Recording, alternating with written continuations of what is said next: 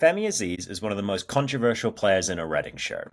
After bursting onto the scene about 2 years ago, he's since slowly trickled off, and most Reading fans now find themselves in a state of either not really being sure about him or actively not wanting him to play. Indeed, on the podcast, we've talked about having him drop for Elliott or Vickers. But he continues to start, and after a 2-assist game against Wickham at the weekend, I thought we'd talk about why he starts. Remember, the question here is, why does he start? The question is not, is he better than Elliott? Is he better than Vickers or anybody else? Or even, is he good? The question is just, why does he start? So let's take a look at two stat blocks. You can see we've got expected goals and expected goals on target, assists and expected assists, and then shots on target. These are generally stats that are going to correlate to the amount of threat that a player is creating during a game. Now, Reading haven't scored many goals at all this season, so all of our numbers in terms of goal scoring, assisting, all of that stuff, they're all down. But it is at least still, now that we're 17 or 18 games into the season, worth looking at these. So on the left, you can see the higher XG, the higher expected assists. I'm missing out goals here because the player on the right with the lower stats does have more goals. And that tells you that the player on the right is Nibs, the player on the left is Azeez. So while Nibs has picked up a few more goals this season, indeed he's picked up a goal this season, Azeez is still actually playing better on the underlying numbers. Again, I'm not saying that this means that he's better than Nibs. I'm not saying that he's better than anybody else playing there. But this is an idea as to why he's starting. Coaches do look at these underlying numbers as a way to gauge how a player is playing when the results aren't perhaps going for them. And the results for an attacking player are, of course, goal scoring and creating threat, which is what these stats speak to. But what else does Azeez offer? Well, Sellers is a coach that likes to press, right? And Nibs is a player that we've brought in as somebody who can really help with that press, who's really high energy. And we've seen them interact very well with Sam Smith since he came back into the team, creating opportunities high up the field with his pressing. Now, that said, Azeez has higher figures than Nibs for winning possession in the final third, something he actually leads the team in, but also winning possession in the midfield. So while Azeez is getting further forward and creating more threat, he's also winning the ball more and winning the ball more further back on the field. So he's getting further around the field, which I think is pretty impressive. We'll look a little bit into how his pressing creates chances later on, but let's look more into the threat now. So assists are obviously really important for a team. You can't score unless you're going to make a 50-yard run without assists. Azeez, after his 2-game week, leads the team in assists. So I think we can show with this that while he's not contributing goals, he's contributing goal involvements. And that can be just as valuable, especially when we've got a player now in the team like Smith, who's converting at a higher rate than expected. He's third on the team in expected assists between the two most common starting centre mids, which is pretty impressive. And he leads the team in expected assists and expected goals. On goals and chances themselves, he's tied third in expected goals, which is pretty good going, and he's the highest player who isn't explicitly a striker. Something I've unfortunately learned from doing this is that Ballard had fantastic numbers for this, so it's a shame, and we hope he gets better soon. But Azeez is still a player who's playing well outside of the strikers in this department. And then he's also tied first in chances created with Savage. And I think this really drives at the main reason that he gets into the team each week. Azeez is the player that things happen around. And I think that's part of the reason why he sometimes gets a lot of stick, because when things happen around him and they don't go so well, we notice it, obviously. But we don't necessarily notice the times when things do go well for him. And it is worth at least checking in on that. It is worth noting, though, that as we've seen with his kind of lack of confidence recently, he's got the biggest underperformance of goals on the team. Smith, who's recently come into the team, has the same expected goals as Femi generated all season, and yet he has 3 goals in that time. He does, however, shoot with a higher accuracy. So I think if there's anything for Femi to improve right now, it would be his accuracy and his composure from shooting, which could really improve his chances of staying in the team for all the way through the season. And then finally, as we mentioned, he is the highest rated non-striker outside of Elliott in terms of creating threat, which I'm defining here as expected goals and expected assists per 90. Now, the Ben Elliott crowd here will note that Elliott has even higher stats for this, but I do think that Elliott is often coming into a game state that is where Reading are chasing and thus perhaps leaving fewer men back trying to push forward. So I think that explains some of what's going on with Elliott, considering that he's not a regular starter.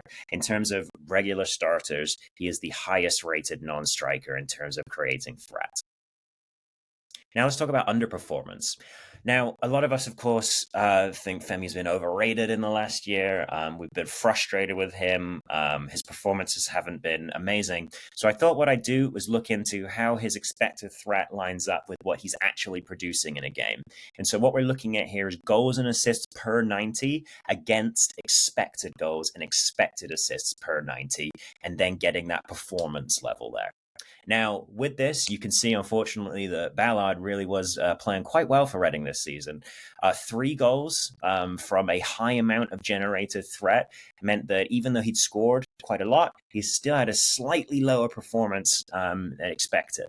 Now, Azeez, as you can see, is actually the next player on this list, and he has the most similar performance to what would be expected from him in terms of expected goals and assists for his output.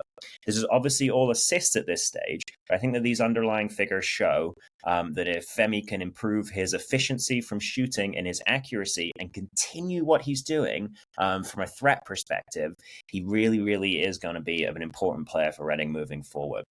I also think it's worth noting that while Azeez gets a lot of criticism, Ahib Hatchiman does not get so much, and he's actually underperformed his expected goals and expected assists by half so far this season.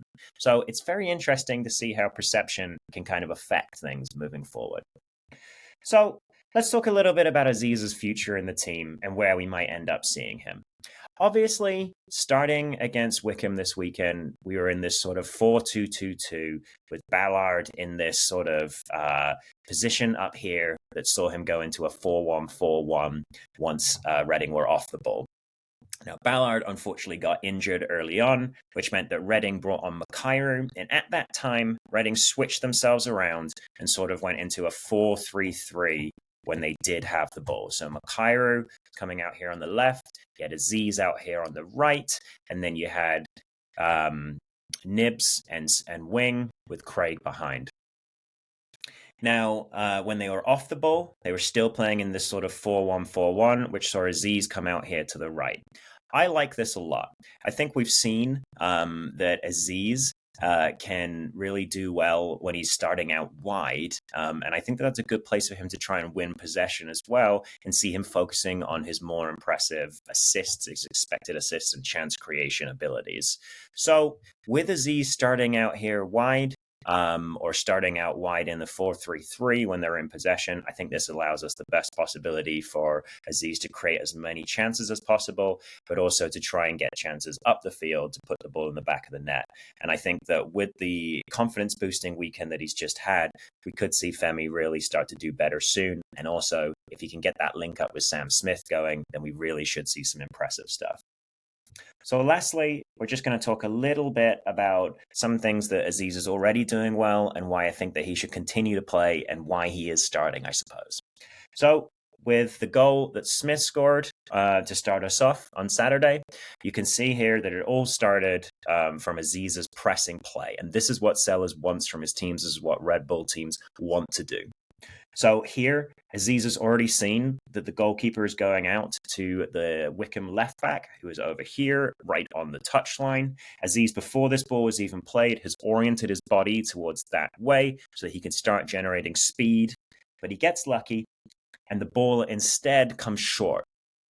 Azeez then undercuts the wide defender, and he's disrupting that build-up there. So it's a poor play from the goalkeeper, but Azeez capitalizes on it. And Azeez was moving in this direction anyway, even if it wasn't a poor play from the goalkeeper. Now you can see here, once he's stopped that ball, he immediately plants hard and changes direction. He's got his back to his presser right here, making sure that if this guy comes back towards him, he has a chance to cut him off again with his run. Putting your back to somebody, running diagonally across their run, makes it very hard for the defender to be able to make a challenge on you. So he's immediately putting his back to that defender and he's driving inside to the half space. This is a more dangerous position, showing that Femi understands where the dangerous chances on the field can be created from. And then finally, he shows urgency. He gets that pass off within 5 touches. So in this play, Azeez has shown really good out of possession intuition. He's watching the goalkeeper and he's moving in the right way early. And then once he receives the ball and makes the right play, he turns immediately, drives inside, and shows urgency to play the ball. I think this gives us a good sense of what Azeez is giving to the team. Obviously, this is just one example, and there have been others where he hasn't done quite so well. But I think with new confidence coming in, and with Smith really starting to do well in the team, it could be time for Azeez to start turning it around and helping us to get out of the relegation zone. But what do you think? Do you think Azeez should still start? Perhaps Vickers, like I spoke about last week, should be the player starting. Let us know what you think, and let us know if this changed your decision or your thoughts on Azeez at all. Thanks, guys.